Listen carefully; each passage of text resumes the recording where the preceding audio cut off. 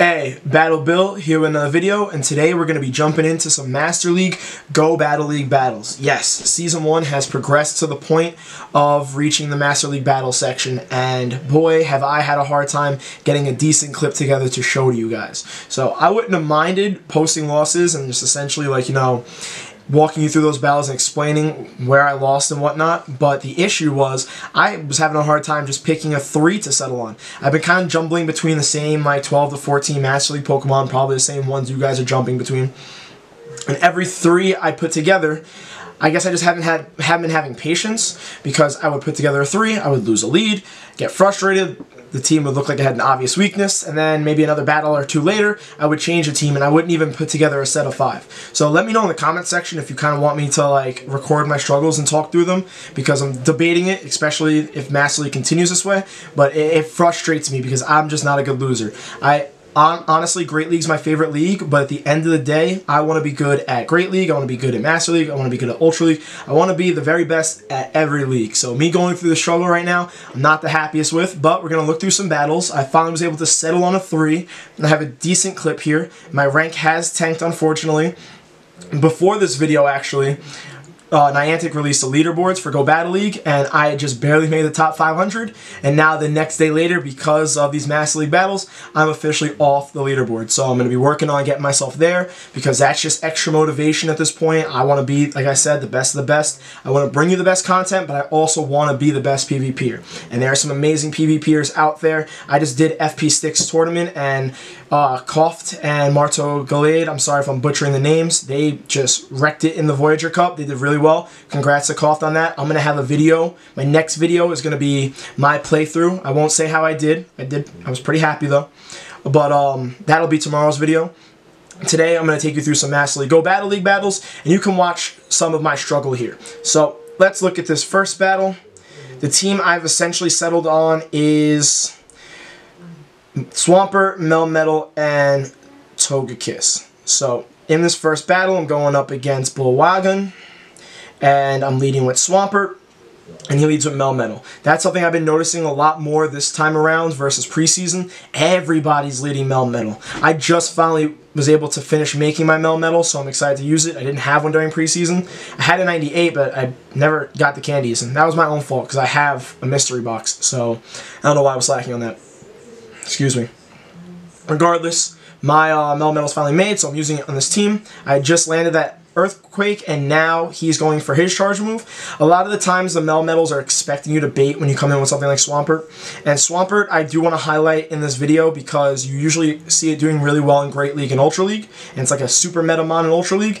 In Master League it has some play, and I really do like it. I like it as a lead. It feels pretty comfortable for the most part, but you got to play it right. It's not the easiest. So I was just able to farm down his Melmetal with Mud Shots because I landed that Earthquake, so I'm off to a good start. And then his next Pokemon is Dialga, so I'm like, okay, he still has 2 shields. I definitely want to land this Earthquake on his Dialga, but I have so much energy, let's try and bait out a shield, because I didn't bait the first time, so maybe he'll expect an Earthquake and he shields just like he did there. And I'm like, awesome, now I'm going to commit to this Earthquake. If he shields, okay, that's fine. I have both his shields. If he doesn't, it kind of pretty much takes out the Dialga or gets it super low. Like, Swampert can do solid damage to Dialga.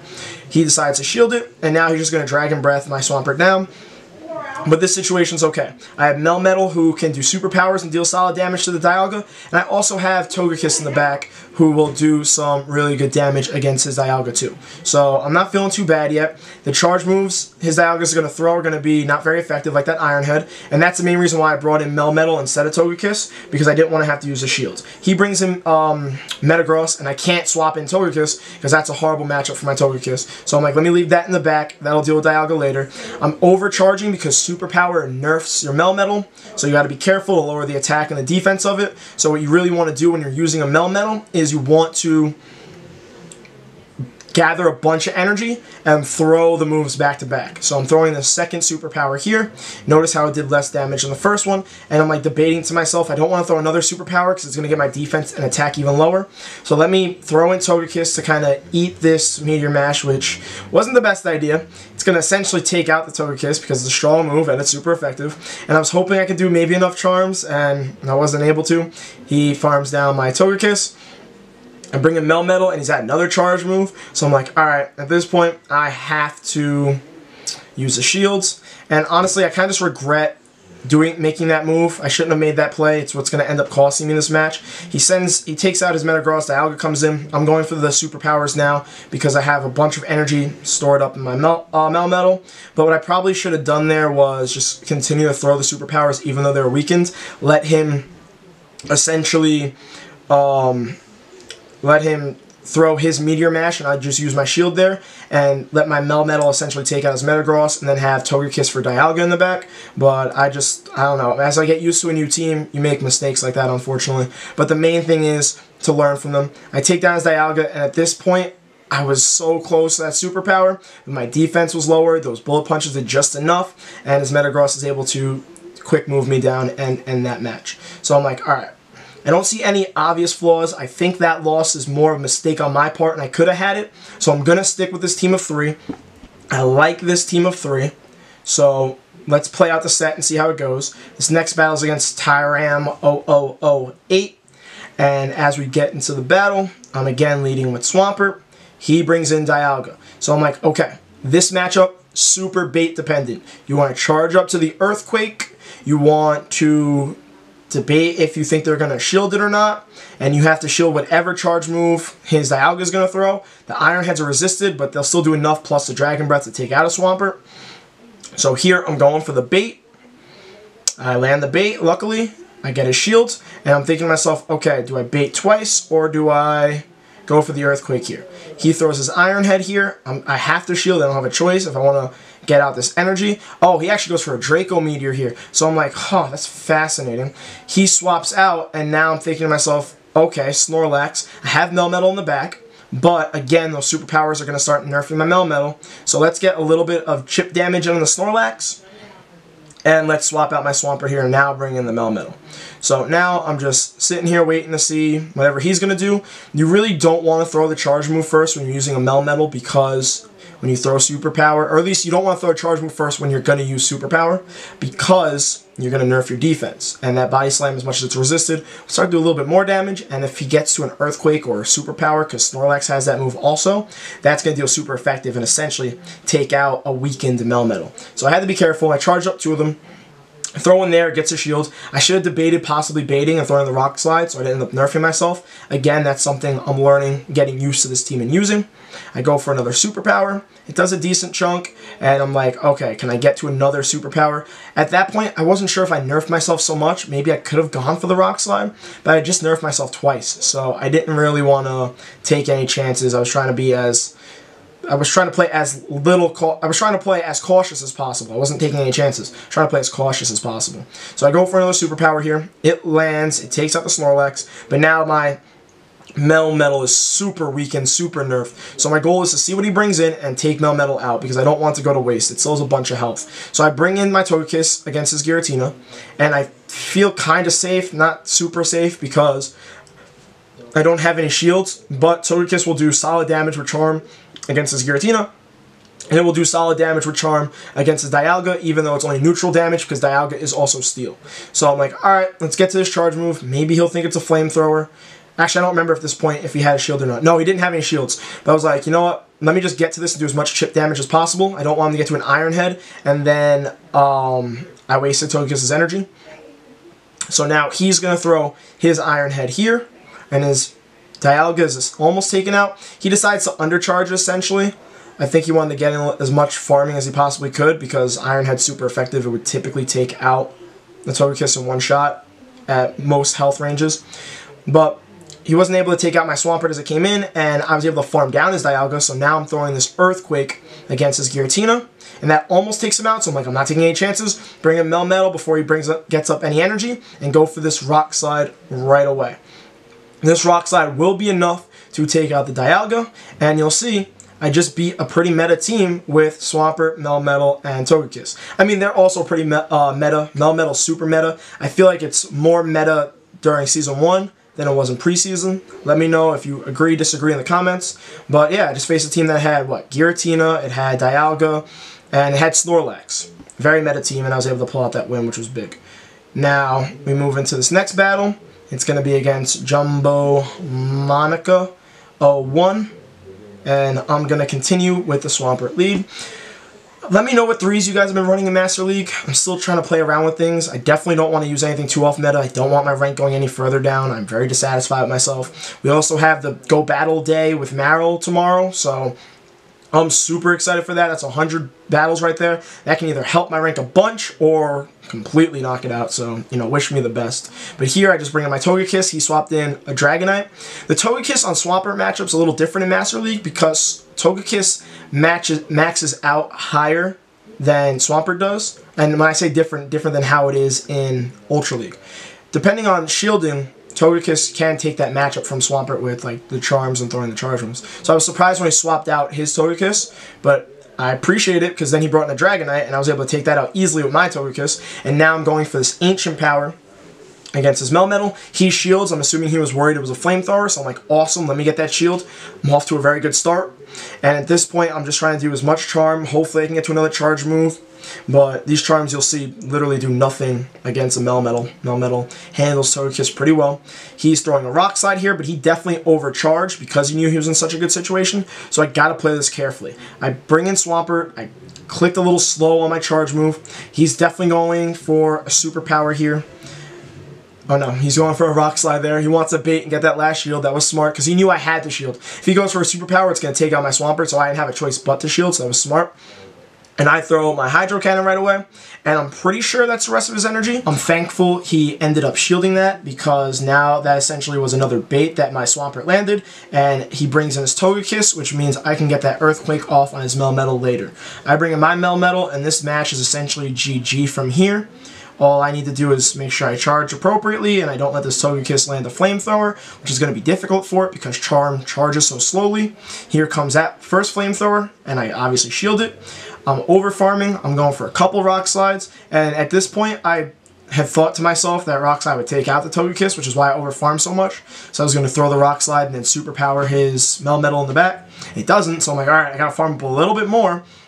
But let's still not take any chances. As much as Charm Charge is super slow, I don't want to take any chances in this match. I want to get this win. I want to go 2-1. I want to have a winning set that I can upload to YouTube. But please, let me know if you want to see my struggles. I will upload those to YouTube too. I'm not ashamed of it. We all go through our losses. We all suffer in rank. We all learn from these battles. So it happens to me too. It happens to you guys. We'll learn together. We'll figure it out. So let me know. But anyhow, we're in this matchup, and I'm going for the last superpower. This will take out the remaining health of his Melmetal, and I didn't even need that Earthquake that my Swampert had in the back. So luckily, not luckily, I mean, I was able to pull out this match pretty handedly, but those baits I pulled off went really well. And at this point, after 3 matches, I'm 2-1, and I'm feeling a little bit better. I'm happy I found a team that can actually win some matches. So now here, I'm going up against T1S with the same team. Swampert's coming in to lead, and he has this person has a Togekiss also. So I'm thinking to myself, is this person going to swap out their Togekiss like the last person did? But my plan essentially is, if they don't swap out, is I'm going to charge up to an Earthquake, I'm going to throw a Hydro Cannon, and then my Swampert's going to dip because it's going to have some energy. Because I know the Swampert's not going to win this matchup. I'm pretty confident it doesn't. At least that's what I'm thinking to myself. I should go on PV Poke and check. Don't ask me why I don't. But anyhow, I land that Hydro Cannon, and then I get out and I bring in my Togekiss. And I'm thinking to myself, alright, he can throw an Ancient Power. I don't mind shielding it. He didn't swap right away, so I'm debating to myself. I mean, this is why I'm definitely shielding. Since he didn't swap, I'm thinking to myself, maybe he doesn't have a counter for Togekiss in the back. But then he brings a Landorus, and I'm like, wait a minute. What do I do here? My charms aren't super effective, but Landorus isn't exactly the tankiest, but it has access to Mud Shot, and it has access to this Rock Slide that's coming through. So I'm like, okay, I kind of expected that. I kind of saw that coming.